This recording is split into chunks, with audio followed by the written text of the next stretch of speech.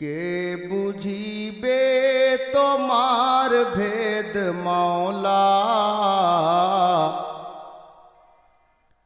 কে বুঝিবে তোমার ভেদ মাওলা। কেউ গরিব কেউ আবার পয়সাওয়ালা, কেউ গরিব কেউ আবার পয়সাওয়ালা। কেউ সকালে ধনী হয়ে মাওলা, কেন গরিব আবার সন্ধ্যা বেলা, কেন গরিব আবার সন্ধ্যা বেলা। কে যে তোমারে করিছে অমান্য, তুমি আহার যোগাও তার জন্য। মহব্বতে বলুন সুবহানাল্লাহ। আল্লাহ কত দয়ালু। আল্লাহকে এক আল্লাহ বলে যারা মানছে না, আল্লাহ তাদেরকেও খাবার দিচ্ছেন। জি, যে তোমারে করিছে অমান্য, তুমি আহার যোগাও তার জন্য। তুমি সবার মুখে দাও অন্ন,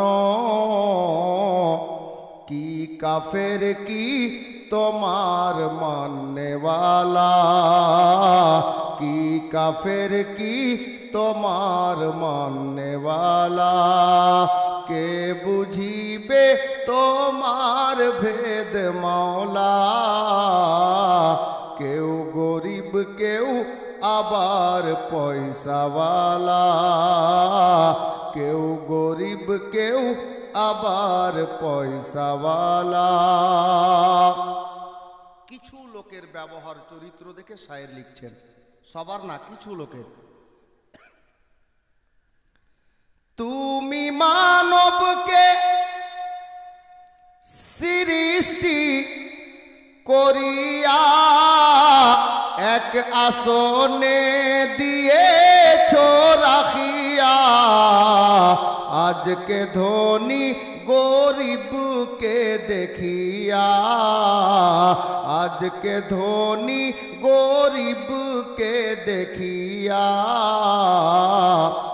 কেন করে আবার এত হেলা, কেন করে আবার এত হেলা।